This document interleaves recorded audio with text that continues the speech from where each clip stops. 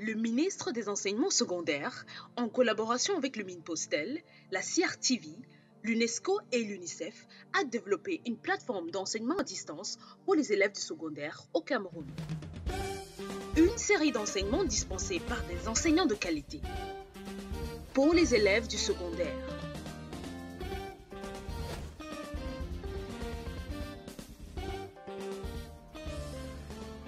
Apprendre n'a jamais été aussi simple avec l'enseignement à distance. Une initiative du ministère des Enseignements secondaires sous la supervision du professeur Pauline Nalova-Lyonga en collaboration avec le ministre des Postes et Télécommunications, la CRTV, l'UNESCO et l'UNICEF. Nous introduisons l'enseignement à distance comme une autre méthode d'enseignement et d'apprentissage qui diffère du cadre de classe traditionnel auquel vous êtes tous habitués. Dans le mode d'enseignement à distance, vous n'êtes pas avec l'enseignant en personne, alors prenez votre temps, détendez-vous, écoutez l'enseignant, prenez des notes et visitez les liens suivants pour toute question ou réponse à vos préoccupations. Allez-y à votre rythme. Nalova-Lyonga, ministre des Enseignements secondaires. Bonjour, je suis Monsieur Modéom Léopold. Je suis votre tuteur pour les activités d'espace d'apprentissage à distance pour la classe de première F2. Nous allons travailler en électronique industrielle et numérique dans sa partie analogique.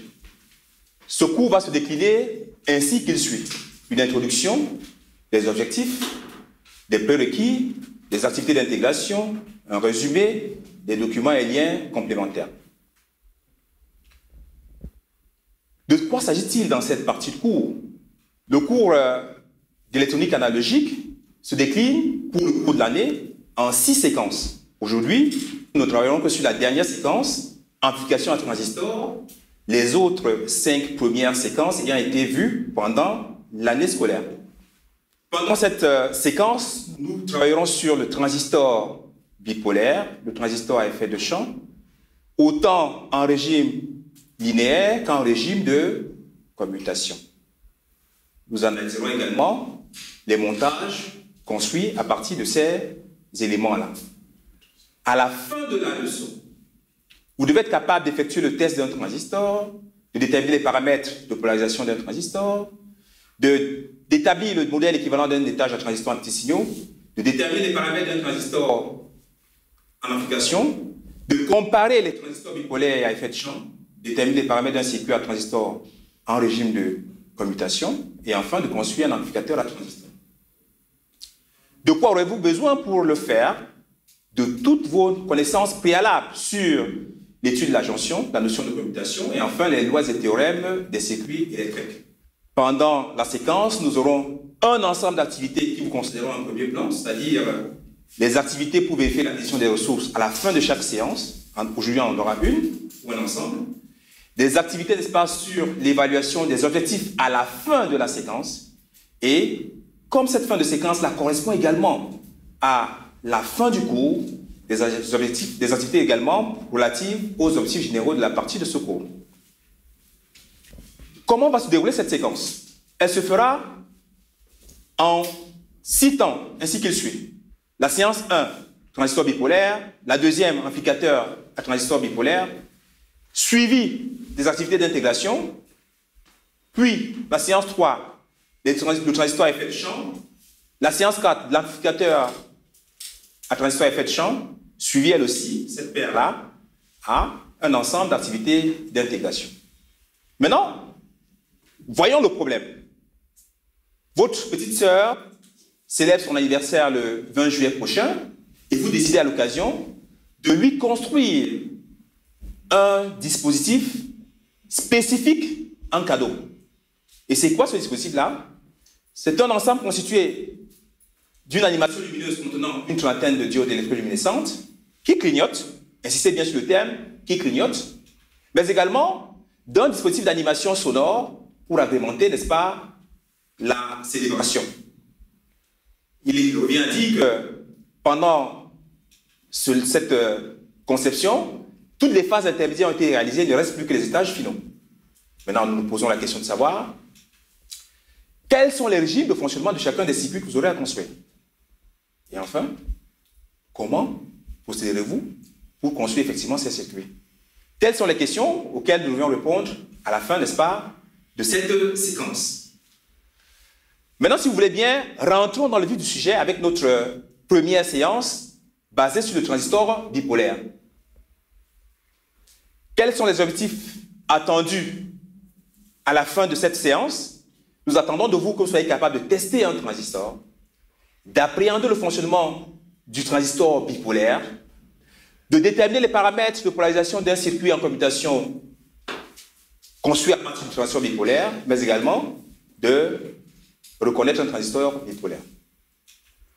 Les prérequis ont été dits avant, la jonction PN, la notion de commutation, les lois et théorèmes des circuits électriques. Observez attentivement la figure. Tous ces éléments-là sont des transistors bipolaires. Et nous allons nous insister plutôt sur ce qui leur est commun. Ce qui est leur commun, c'est que chacun de ces composants a 3 bouches, vous les voyez bien, 3 pattes si vous voulez, et chacun d'eux porte un numéro qui est la référence de ce composant. Tout à l'heure, on verra le lien qui est entre la référence et le composant lui-même. Nous allons insister sur les boîtiers pour dire que ces boîtiers-là sont distincts. Et ils sont tous normalisés. Chacun de ces boîtiers porte une référence particulière. Certains sont faits de plastique, ce sont ceux qui apparaissent en noir. Certains sont faits de métal, ce sont ceux qui apparaissent, n'est-ce pas, grisés sur la figure. Si nous observons attentivement, nous allons nous rendre compte que la figure au tableau présente une référence P072. Cette référence est liée au boîtier. C'est la forme du boîtier. On voit là que c'est une forme circulaire. Et la taille aussi est connue. C'est une taille connue. Sur ce boîtier-là, remarquez l'ergot à côté du K. Cet ergot-là permet, n'est-ce pas, d'avoir le repère.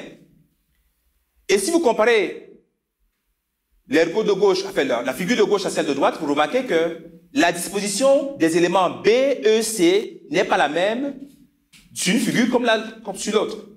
À gauche, vous avez B, E, C dans cet ordre-là, en tournant dans le sens des aiguilles d'une montre, alors que de l'autre côté, vous avez plutôt E, B, C. Nous allons voir tout à l'heure ce que représente E, ce que représente B, ce que représente C. Ça, c'est un point. Le deuxième, c'est que à gauche, que ce soit des NPN ou des PNP, ils ont la même configuration de brochage. De même à droite, que ce soit des NPN ou des PNP, ils ont la même configuration, n'est-ce pas, de brochage. Nous dirons donc que pour reconnaître les caractéristiques d'un transistor, il faut absolument avoir le document constructeur qui nous donne à la fois la disposition, n'est-ce pas, des broches, mais également les paramètres électriques. Et que pour avoir ces éléments-là, le transistor est repéré par sa référence. Maintenant, intéressons-nous, n'est-ce pas, au symbole, à l'attention et au courant. Remarquez sur la figure que la flèche sur la borne appelée émetteur sort.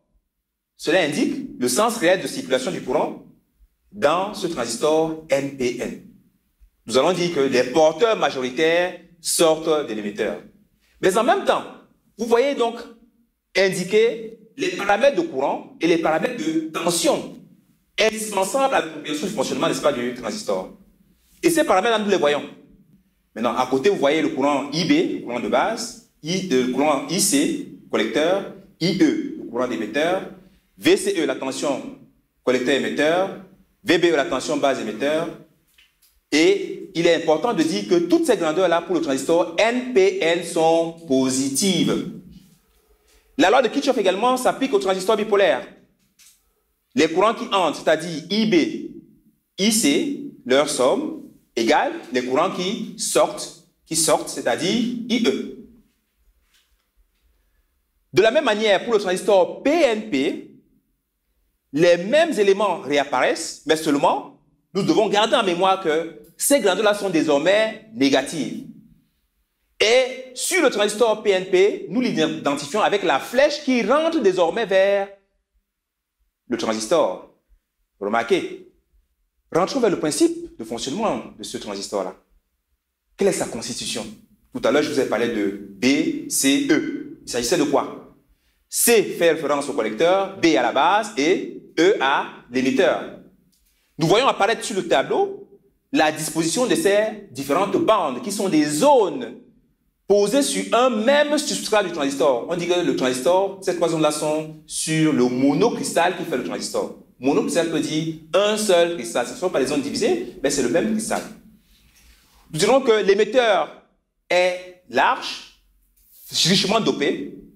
Le collecteur est assez large, assez dopé, mais la base est très fine et faiblement dopée. Sur la figure apparaît, toujours pour la constitution, le modèle équivalent à diode d'un transistor bipolaire, NPN. Remarquez le sens des diodes. Ce sont des anodes qui sont reliées entre elles, les cathodes étant extérieures. Donc la base se situe au point de jonction des anodes. La figure d'à côté nous montre le multimètre, un appareil qui nous servirait à tester notre transistor. On dira simplement que pour un transistor NPN, la jonction base émetteur passant dans un sens, bloquée dans l'autre. La jonction base collecteur passant dans un sens, bloquée dans l'autre. Et les jonctions collecteur-émetteur sont bloquées dans les deux sens. Lorsque ces mesures sont faites ainsi, nous disons que notre transistor est en bon état de fonctionnement. Intéressons-nous donc à la polarisation du transistor. C'est quoi polariser un transistor? C'est simplement le relier à des résistances et à des sources de tension convenablement déterminées pour qu'il opère conformément aux besoins de l'utilisateur. Et sur le schéma, remarquez les zones en violet. Elles représentent les barrières de potentiel. Celles qui empêchent, n'est-ce pas, que les porteurs majoritaires sortent d'une zone vers la suivante. Et ces tensions-là sont connues. Pour un transistor au silicium, elles sont de 0,6 environ. Remarquez également que les sens sont opposés pour les deux jonctions. C'est important. Ça va nous faire comprendre exactement, n'est-ce pas, le fonctionnement du transistor plus tard. Bien. Nous avons donc deux sources V1 et V2. Et pour le premier cas, la tension V1 est inférieure à la tension de seuil de la jonction base émetteur, que nous avons appelée BE seuil. Là, c'est vrai, la jonction base émetteur est polarisée en direct, mais elle n'est pas passante. Le courant de base est nul. La jonction base collecteur est polarisée en inverse, donc forcément, le courant aussi est nul. C'est normal, c'est ce que nous avons vu avec le transistor. Une jonction polarisée en inverse ne peut pas faire passer le courant, donc c'est logique. Remarquez sur l'illustration qu'il n'y a aucun événement, aucun mouvement, n'est-ce pas, d'électrons. Faites attention à la figure qui vient. Cette fois-ci, les conditions ont changé. La tension V1 est supérieure à la tension de seuil et la tension V2 étant supérieure à la tension V1. C'est important de le dire. Nous voyons un mouvement important de porteurs de charge. Ici, les porteurs de charge majoritaires sont les électrons. Donc, on voit que les électrons partent de l'émetteur vers la base, créant ainsi le courant de base IB. Mais le plus important pour le transistor, c'est que la majorité des électrons qui partent de l'émetteur traversent une jonction polarisée en inverse. La jonction, n'est-ce pas, base collecteur. Et le plus gros de ce courant-là se retrouve vers le collecteur. Nous remarquons donc que, avec V1 supérieur à VB seuil, le courant IB devient positif, la tension entre la base et l'émetteur se stabilise à la tension de seuil. Mais en même temps, la jonction base collecteur polarisée en inverse voit passer un courant IB très important. Et c'est justement cela qu'on appelle l'effet transistor. Nous constatons, pour nous résumer, que les électrons passent de l'émetteur à la base, que la majorité des électrons partis de l'émetteur traversent la base pour se retrouver dans le collecteur, mais également que le courant IC est positif et de loin supérieur à IB. Voilà donc exactement l'effet transistor. C'est-à-dire qu'un courant faible de base donne naissance à un courant très important, n'est-ce pas, de collecteur. Et cette caractéristique qui va guider le fonctionnement, n'est-ce pas, ou bien l'application des transistors dans la vie courante. Pour cela, nous avons quelques données. Nous le trouverons dans les documents constructeurs, c'est-à-dire alpha statique, qui est le rapport entre le courant collecteur et le courant émetteur, c'est un rapport qui est généralement égal à 1. Et nous avons également le rapport du courant collecteur sur le courant de base qui donne, n'est-ce pas, le bêta statique, encore appelé gain du transistor. Donc, pour finir, nous dirons que pour polariser un transistor, il faut lui adjoindre des composants autour. Et que lorsque le transistor est polarisé, convenablement, on a deux états de fonctionnement. Premier cas de situation, la tension qui est à la base est inférieure à la tension de seuil. Dans ce cas, le transistor est bloqué, 1.13. Deuxième cas de figure, la tension V1 est supérieure à la tension de seuil.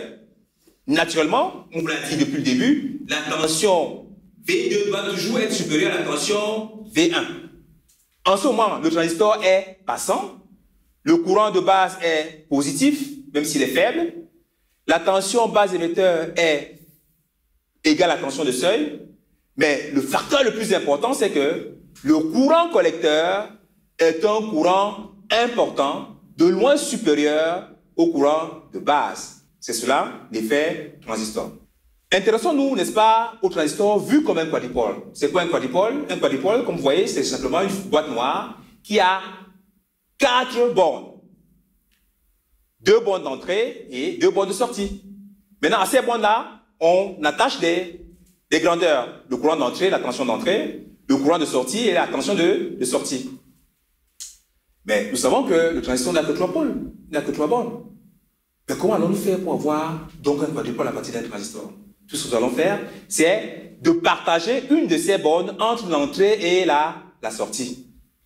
Et nous voyons que si c'est l'émetteur qui est partagé entre l'entrée et la sortie, on parle de montage en émetteur commun. Si c'est la base qui est partagée entre l'entrée et la sortie, on parle de montage à base commune. Maintenant, quand c'est le collecteur, on parle également de montage collecteur commun. Rentrons dans un élément qui va nous permettre de mieux comprendre le fonctionnement du transistor. C'est le réseau de caractéristiques. Et ce réseau de caractéristiques-là va faire figurer les paramètres les plus importants du transistor. Que sont-ils? Il y a essentiellement le ratio dont je vous ai parlé entre le courant collecteur et le courant de base. C'est la caractéristique la plus importante, n'est-ce pas, du transistor. Qu'elle nous montre la courbe, s'il vous plaît, la courbe qui est affichée au tableau, elle nous montre plusieurs choses. La première, c'est qu'il y a une zone à ne jamais atteindre. C'est la zone de limitation de puissance. Nous savons que la puissance dissipée par un transistor se détermine par le produit de la tension collecteur-émetteur par le courant collecteur. Ça, il faut le retenir. PD égale à VCE fois IC. Et quand nous déterminons les paramètres de notre circuit, nous devons veiller à ce que le produit PD ne se retrouve pas dans la zone rouge. Également, cette figure nous montre que le transistor a des limites, autant pour la tension VCE que pour le courant ICE. C'est ce qui est repéré en rouge en éléments IC max et VCE max. Et enfin, on nous fait connaître que le transistor a 3 zones de fonctionnement. Maintenant, regardez, vers l'axe horizontal se trouve la zone de blocage. Dans la zone de blocage, le transistor se comporte comme un circuit ouvert. C'est comme s'il n'était pas polarisé. C'est comme s'il n'était même pas dans le circuit. Au centre, entre les lignes vertes, vous voyez la zone linéaire. Dans la zone linéaire, le transistor est très souvent utilisé en amplification. Et c'est dans cette zone-là que le ratio de tout à l'heure, bêta égale à IB, rentre en compte. Enfin, vous avez la 3e zone qui est la zone de saturation, dans laquelle le transistor est saturé. Et nous verrons plus tard que le transistor saturé signifie que le rapport bêta égale à bêta IB égale à IC n'est plus respecté, et donc la variation de courant de base ne se répercute plus pas sur le courant de collecteur. Maintenant, vous avez la caractéristique de transfert en courant qui montre que IC égale à bêta IB plus IC E0. Le IC E0 dont nous parlons, nous voyons là, c'est le courant de fuite. C'est une droite Donc, vous reconnaissez cette représentation. Ici, ça c'est la caractéristique entre le courant de base et la tension base émetteur. Là, vous reconnaissez, c'est pas la caractéristique d'une diode classique. Ça, ce n'est pas nouveau pour vous. Et enfin, le réseau entre la tension VBE et la tension VCE qui montre que la tension VBE n'intervient pas sur la tension VCE. Intéressons nos transistors en régime de commutation. Regardez attentivement cette caractéristique. Qu'est-ce que ça nous montre? Elle nous montre que lorsque le courant de base est inférieur à IB sat, retenez cette valeur, IB sat, c'est-à-dire le courant de saturation, la caractéristique du transistor est linéaire. Oblique. On dit que le transistor est encore dans son régime linéaire. Mais dès que le courant de base dépasse IB sat, le courant collecteur reste constant. Ça veut dire que même si vous augmentez IB de n'importe quelle valeur, il n'y aura pas de répercussion sur le courant collecteur. On dit dans ce cas-là que le transistor opère dans la zone de saturation. Et nous devons retenir que si dans nos calculs, bêta IB est supérieur à IC, cela veut dire que le transistor est saturé. Il n'est plus dans le régime linéaire. Cette relation n'est plus valable. Et très souvent, ce qu'on fera, pour être certain que le transistor reste saturé, on choisira la valeur de IB à l'intérieur de la zone de saturation. Et en ce moment-là, on parlera de coefficient de saturation.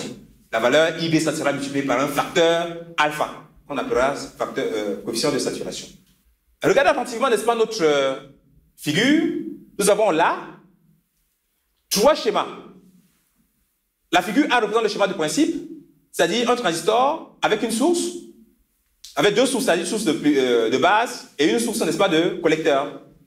Regardez attentivement. Quel est le montage là? C'est un montage émetteur commun. Vous voyez bien que l'émetteur est commun à l'entrée et à la sortie. Mais ce transistor-ci fonctionne plutôt en commutation. Et on va le voir. Pourquoi? Dans la figure B, nous faisons le schéma équivalent à transistor, à diode, je veux dire. La tension VB est nulle.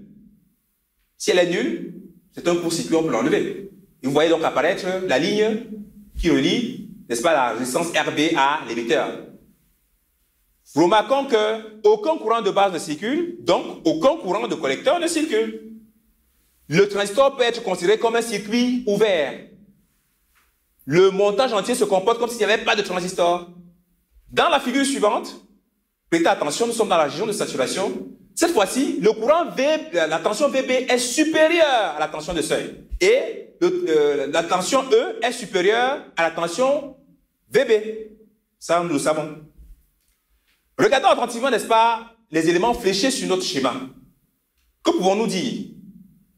Pour la première maille, la maille référencée 1, nous voyons que VB égale RB IB plus VBE.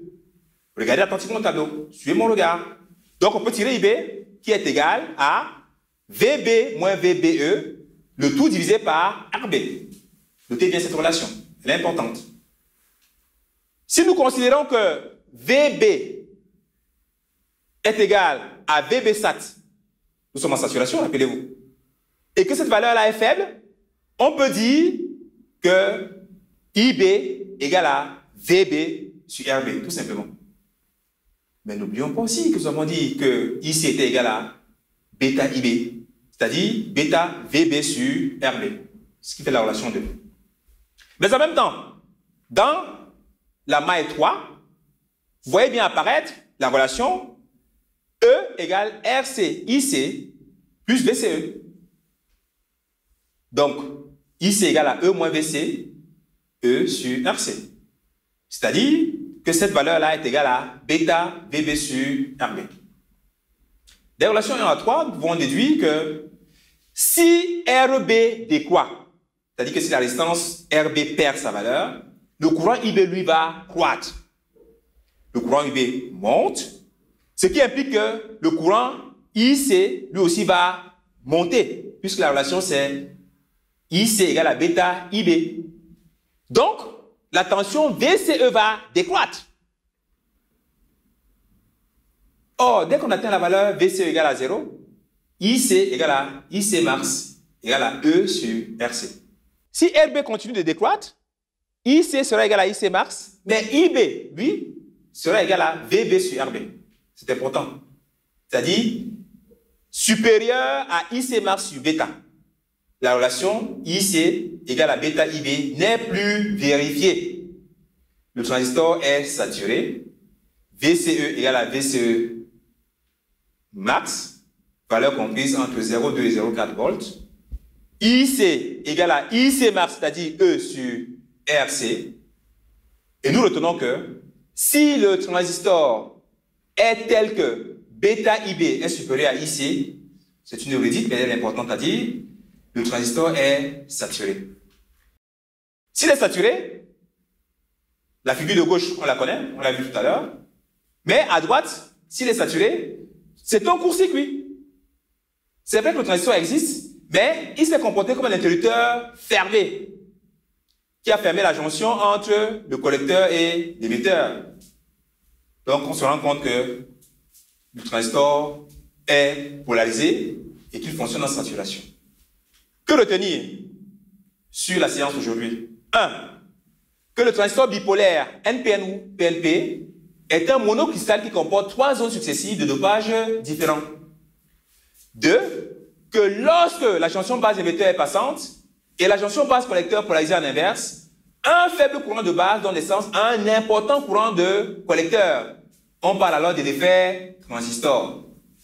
Ensuite, que en quadripôle, l'état du transistor sera qualifié d'émetteur commun, de base commune ou de collecteur commun en fonction, n'est-ce pas, de la borne qui est partagée entre l'entrée et la sortie. Maintenant, que le réseau de caractéristiques permet de déterminer physiquement le point de polarisation d'un transistor ou point de fonctionnement, que les 3 zones d'opération d'un transistor sont la zone de blocage, la zone linéaire et la zone de saturation, et que dans la zone de linéaire, IC égale à bêta IB. Lorsque l'état du transistor alterne entre la zone bloquée et la zone de saturation, on dit que le transistor fonctionne en régime de commutation.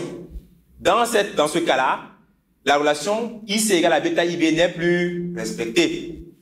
VCE SAT est une valeur très faible qui peut être considérée comme une valeur nulle. Maintenant, si vous permettez, on va s'intéresser aux activités qui vont nous permettre de nous rassurer que notre leçon a été comprise et maîtrisée. Vous voyez sur le tableau les questions apparaître. Je vais les lire pour vous. Précisez sur en quoi consiste la polarisation d'un transistor. Rappelez les différentes zones d'opération d'un transistor.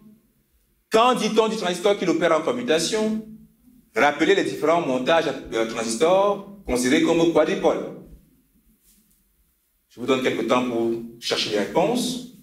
Donc, j'espère que vous allez trouver les éléments de réponse. Nous allons partager dans nos réponses ainsi que suit. Nous dirons que polariser le transistor consiste à le relier à des résistances et des sources de tension continues, convenablement déterminées pour qu'il opère conformément, n'est-ce pas, aux besoins de l'utilisateur. Donc, on dit, rappelez-vous que les différentes zones d'opération du transistor sont la zone de blocage, la zone linéaire et la zone de saturation. Ensuite, que le régime est dit utilisé le régime transistor est dit en commutation lorsque son état alterne entre l'état bloqué et l'état saturé. Enfin, les différents montages du transistor considérés comme quadripoles sont émetteur commun, collecteur commun ou base commune. Nous allons donc, vous allez vous intéresser aux devoirs à faire à la maison suivante, qui vous permettront, n'est-ce pas, d'asseoir davantage les acquis de cette leçon. Vous avez l'exercice 1, l'exercice 2, très important, qui va vous permettre, n'est-ce pas, d'apprendre physiquement à faire des tests sur un composant transistor autant PNP que NPN et de nous dire les différences entre les deux transistors. Et enfin, vous avez donc un exercice sur la commutation qui vous permettront, n'est-ce pas, en exploitant un document constructeur, de pouvoir déterminer, calculer, n'est-ce pas, les paramètres d'un circuit à transistor utilisé en commutation. Mes chers amis, nous voilà rendus à la fin de notre séance sur le transistor bipolaire. La prochaine portera sur l'amplificateur à transistor. D'ici là, faites vos exercices et portez-vous bien. Et à la prochaine classe. Au revoir.